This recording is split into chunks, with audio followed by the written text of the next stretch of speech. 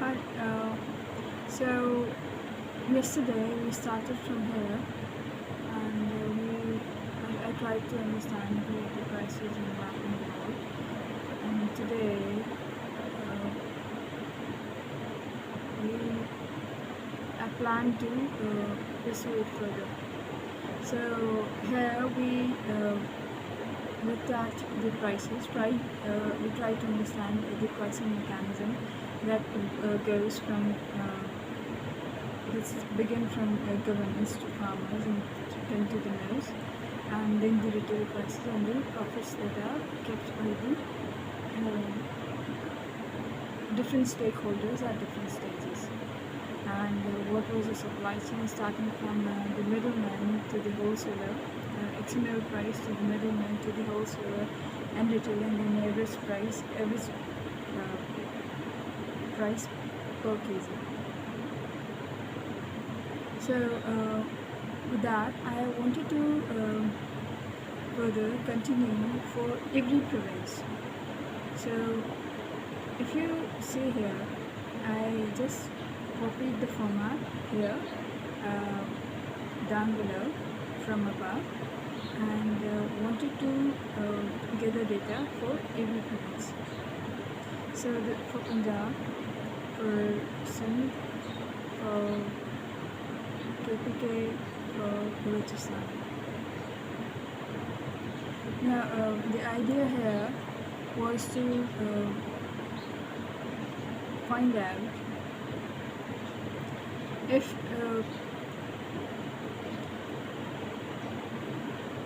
prices province-wise and for the whole country ultimately. Now how I plan to do it, I was thinking to do it, how I'm going to take the data for each year for the prices recommended by the government and the earnings of the farmer. That is all, like that will require a extensive search of the data from different reports. Then the farmers that get paid, and the mills that procure from the farmers, and the milk prices and the sugar demand and the storage and the profits. So whatever is available for public data, I intend to pursue this from those reports, and then collect the data year-wise. Once I collect this data year-wise, I plan to find out the prices further on, the XML prices year-wise, and then how many middlemen are there. Middlemen think of them as distributors, and then how many wholesalers are there. Think of wholesalers as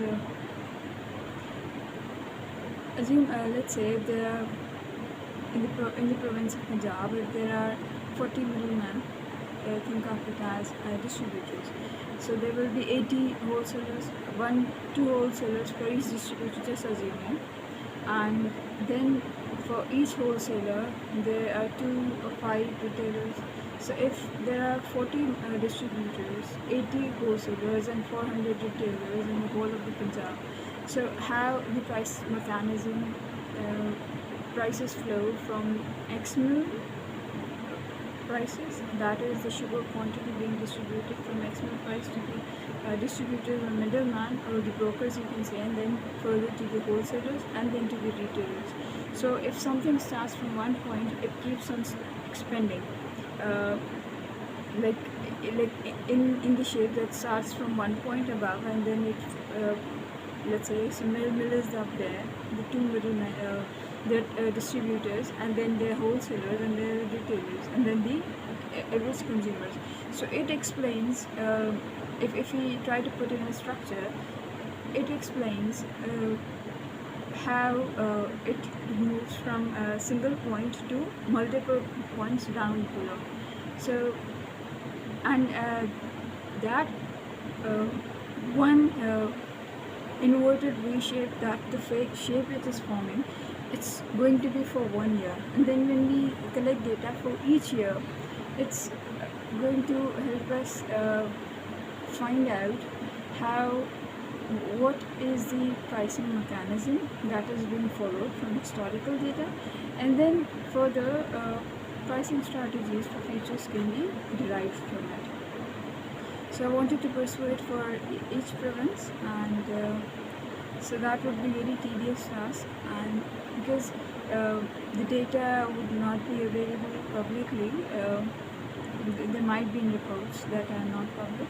So whatever would be available from public data, I intend to pursue it like this. So I left it on this blank here because I wanted to work on another new literature, new data that I was reading. So I left it here so that as I kept exploring different points to work on search on, so that once I have all the details in coherent manner with me, and then I would plan it which ones to pursue first, so which ones would be efficient to pursue first and will provide data and more details for the next test. So I will organize it then, and then I'll pursue it all together. Then I wanted to include this in today's this exploratory documenting process research video as well. So this was the data I picked from this report here on page 15. So this is the data. It was here. It was proportion of sugarcane costs as a percentage of total cost of sugar production fiscal year 2016. There was a location recovery cane cost. So I picked this up and I wanted to study on it and analyze it, generate insights. So what I did, first I began to frame this data based on the reference of sugar recovery percentage, starting from the smallest sugar recovery percentage to the highest. 7.47 was the smallest, and then gradually it was increasing to the 11.10% was the highest. And then I started allocating data accordingly. So Punjab, so these sugar recovery percentages in descending numbers starting from 7.47 are referenced to different provinces. So first of these are for Punjab, and then for Sindh, and then for Punjab and Sindh. So basically Punjab and Sindh. Now this is one of the 1 year of data from different mills there from in different provinces. For now it's Punjab and Sindh. So in Punjab and Sindh, different mills have different sugar recovery percentages in reference to the sugarcane they purchased, crushed it, and the amount of quantity of sugar that they recovered from it. So this was the data, and then this was the cost per kg. So once I put this data here in descending order, lowest at the first and the highest at the bottom. So, and when I tried to find and put the cost in the same line for each data, so I found out one of the trends, and which was when the sugar recovery percentage increased gradually in all these lines, this cane cost per kg decreased. It means the lower the sugar recovery percentage, the higher will be the cost. And if the sugar recovery percentage is higher, the cost will be lower. So this also signifies that if a better variety of cane is used, it's going to use less space, it's going to generate more profits, and it's going to cost less. So having a better variety of cane is great, but then it would increase the dilemma of perhaps for farmers, because they would need to perhaps invest more to cultivate better quality of cane. So that is a whole lot of different set of impacts and factors and the premises and hypotheses to work on. So I'll put that for later and work on it later and make video sometime later. And for now, the insight from this is the higher the sugar recovery percentage, the cost per kg cane increases. And here I try to, in the colorful green blue, I try to indicate the points that were increasing or decreasing from the previous. This is from 7.47, the points that increased to 7.82, the difference is 35, and from 7.82 to 9.17, difference is 135. I'm trying to put them in the percentages here, how much they reflect in terms of percentage, the increase.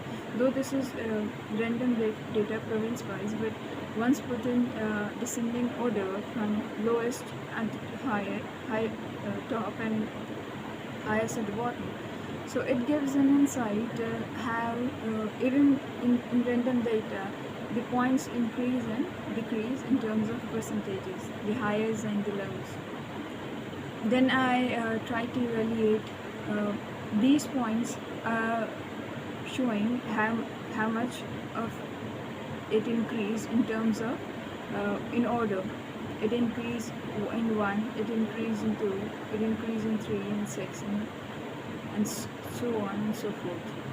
So these points were put here in order. Now this one is not in reference to this, but just try to kept here in order. So these are not reflecting the reference of this. So this is independent, therefore I have highlighted in the dotted line. So I try to describe the cost here as well with a cost impact description, how the cost is increasing and how the cost is decreasing in terms of units. So if you see here, let's say if you pick a random data, in Punjab, sugar recovery percentage was 9.17, so the cost of cane was 48.41. So that means cost decreased in units, and in terms of units and points, the cost decreased by 19.66 rupees. But if you see in Sindh, the sugar recovery rate was higher, 9.47. The cost was higher in comparison to Sindh. So cost also increased in units, and the cost increase in units was 5.72. But and if you see here, let's say if you pick another data, we pick the data here. The cost in Sindh, the sugar recovery percentage in Sindh was 10.75, making cane cost per kg 45.22. Here the cost decrease from the previous Sindh sugar recovery percentage, that was 10.47, where the cost was 45.41. The cost only decrease in terms of points. Whereas in Punjab, if the sugar recovery percentage was 10.38, the cost was 42.68. So these were the data, and here one of the point also came out, that when the sugar recovery percentage was 10.97 at some point in that particular year of this table, the cane cost was the lowest of all, that was 40.66. Now if you evaluate here the data, it is decreasing, but somehow, somewhere, sometimes it increases. Let's say from 47 it goes to 48, or for 48 it goes to 47, and again it goes to 42, and then 45. So when we try to see the difference in this, it tells us the cost indeed decreases. When the sugar recovery percentage increases, the cost indeed decreases. But if the cost is increasing, somehow there are other factors as well. It perhaps means the mills or the people involved in handling the cane, some, not all, are not being efficient in their methods and in their strategies and how they are handling all this. So this was all for today, and let's just read some points here and then we will end. So point number 1, sometimes so point number 1, map the price supply chain province-wise. Could be finding data year-wise, and then perhaps map the data of prices to middleman, wholesaler and retailer. If worked on granular data, it can even go to mill-wise. Now here I'm talking here Okay, if we work on this data and try to find it mill-wise, it's going to go too granular. So for that, we need to have the details and the reports that are publicly available.